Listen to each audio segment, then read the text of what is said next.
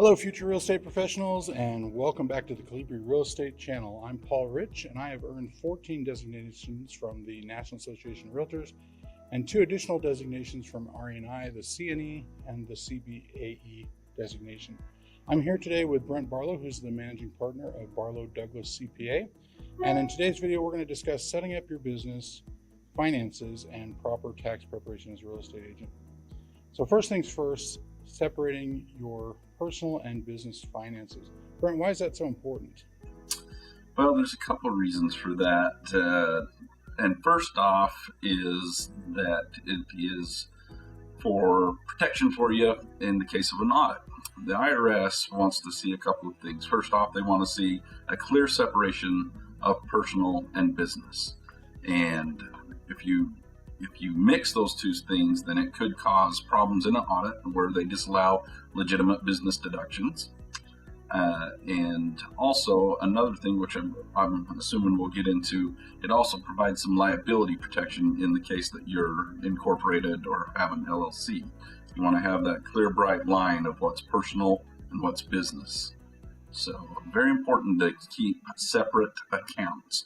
So what we recommend that people do is you have a separate bank account for the business and apply for a separate credit card for the business and keep everything business related in those accounts. And when you need to get money for personally, then you transfer that money over to your personal accounts and use it personally for those expenses. Excellent. And that does lead us into the very next question, of course, which is talking about the right business structure. So what should we be considering when we're putting our business entity together? So unfortunately, a lot of the answers when it comes to tax and businesses, the answer is it depends. But we can talk some generalities. There's many different types of structures that you can choose.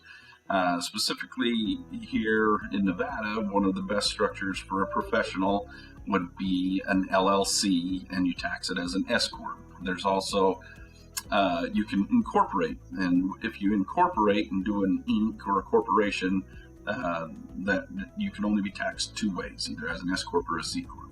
The LLC is your most versatile of the ways that you can organize with the Secretary of State, because the LLC can be taxed any way there is to be taxed. You can be taxed as a partnership, which of course requires a partner, as a sole proprietor, and just leave it on a Schedule C, as an S corp, as a C corp.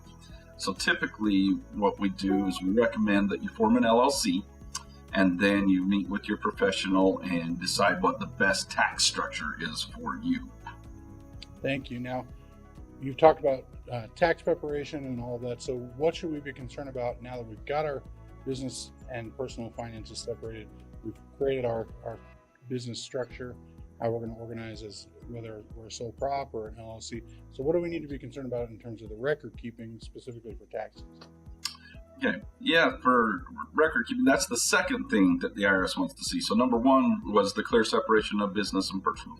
Number 2, they want to see good records. And what that includes is some type of accounting system and a way that you keep track of all your revenue and a way that you keep track of all your expenses, and then you have documentation to back up those things.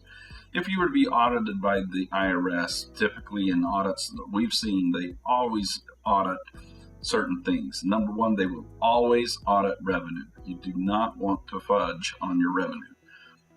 Report your revenue as it is made and what you make, and don't deviate from what you actually make.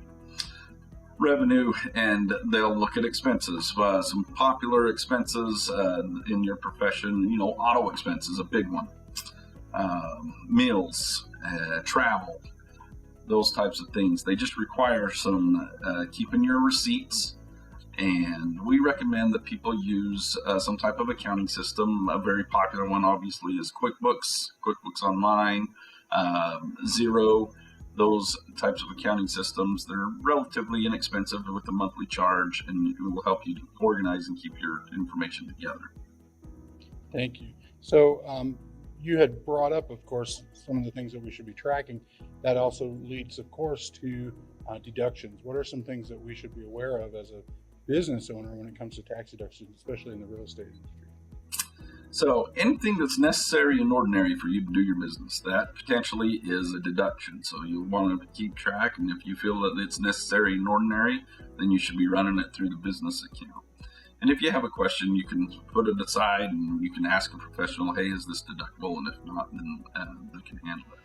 But we talked about some of the common things: auto expense, cell phone, communications, internet, dues and subscriptions that you have to pay, licenses, meals, office supplies, office expense.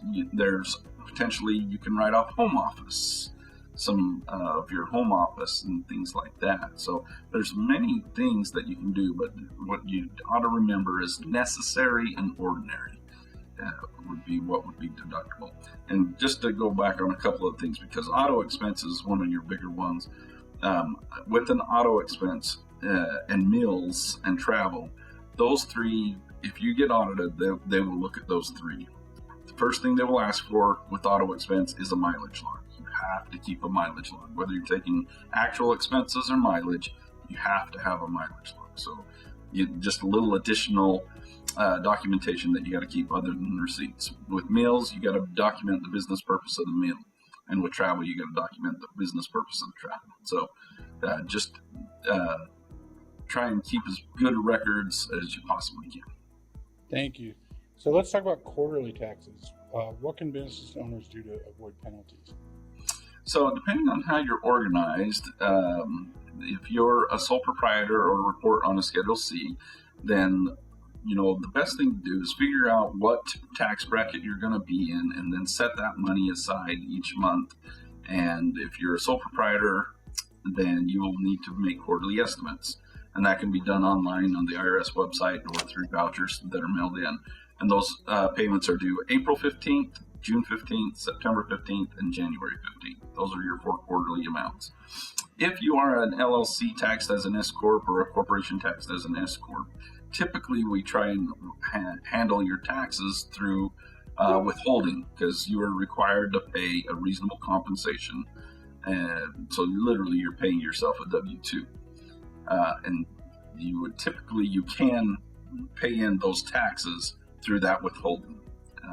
So that's how it's typically done. Thank you. We're going to kind of veer off now into, but it also is applicable to the conversation we've had already, but let's talk a little bit about retirement planning. What options do business owners have when it comes to that, and how does that relate to deductions and things like that? So retirement planning, that can be one of your biggest deductions that are available to you, and it's one of the best deductions if it fits with your cash flow and your personal needs. The good thing about a retirement plan or a retirement deduction is you're getting a current tax deduction, and it's still kind of your money. You're kind of just punting the tax bill down the road and deferring it, but you get to still have that money. Most other expenses, you got to spend money to get that deduction, right?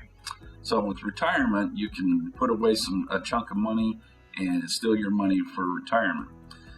There's a lot of things available for business owners, and it really, again, depends on how much you want to put away, how much you're running in salary.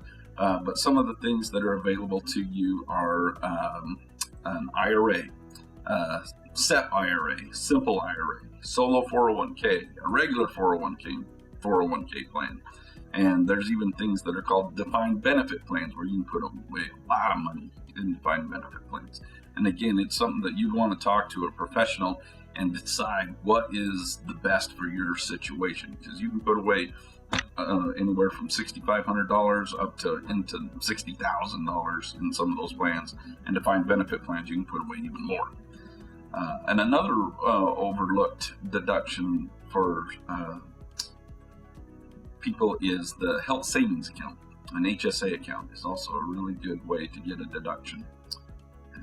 So those are really good options. Thank you. So we're coming up on the end of the year. We're getting ready for, obviously, next year's tax season. What can you give us as far as tips as the best way to prepare for tax season if we're already in the business, or if we're just starting out? What is some best practices for us? So a lot of the things that we've talked about, start organizing your information. If you don't have an accounting system, maybe start looking at that, even if it's at least at a minimum, getting a spreadsheet and starting to keep track of income and expenses in a spreadsheet.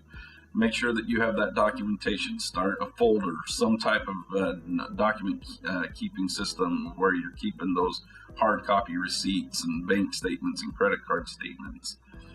One of the other things that is important is if you paid anyone for services and you paid them over $600 during the year, you are required to 1099 that person. So you should be collecting W-9s from your contractors that you've paid over $600. Those are due by the end of January to get out to those contractors. Those are some of the main things. You also want to, kind of have a good idea of where you're at in taxes. If you're in a position of where you need to buy some assets or make some expenditures to bring down your tax bill, you'd want to know that before the end of the year. Kind of a rule of thumb is you want to defer revenue and speed up expenses and just kind of keep that tax bill away as much as you can. So those are some of the main things that you can do. Just start getting organized. Your tax deadlines are, if you're a corp or a partnership, your tax deadline is March 15th to get your tax return done by. You can request a 6-month extension.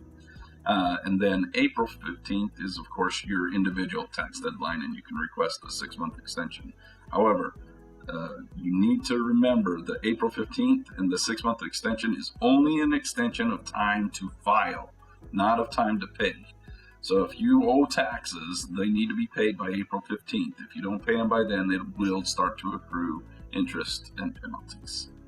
Thank you, Brent. So we've talked a lot about some really great information. Just kind of final thoughts. I'll share one, and then if there's anything else you want to kind of share as tips and advice, by and large, as a real estate licensee, most of us are going to be independent contractors, not an employee. And as a result, we really want to treat from day one our business like a business. We're going to be in business for ourselves. We're self-employed. And so get off on the right start and understand that you are starting your own business, which is exciting. But of course, you also have to make sure you're compliant and you're doing all that you can not to get yourself behind on taxes, and certainly create any other issues for your business down the road. Any other final thoughts that you have as well, Brent? No, that's really good. And for those that maybe hadn't started out on that right foot, now's the best time to start. Get started on doing it right now, and that is it's really fun to be self-employed and to go out there and to do these things. But it does require a little bit of additional paperwork, but that's okay. Well, thank you, Brent. It's been extremely helpful. Obviously, having someone who is a professional. My last minute advice is, of course, when it comes to any of those things, seek the advice of an attorney or a CPA when it comes to all things in planning your business. Get yourself on the right foot. So if you found this video helpful, don't forget to hit that like and subscribe to the Colibri Real Estate channel for more tips and practice questions. I want to thank my good friend and my CPA, Brent Barlow with Barlow Douglas CPA, and good luck, and we'll see you in the next video. Thanks, everybody. All right. Thanks, Paul. Appreciate it. Thanks.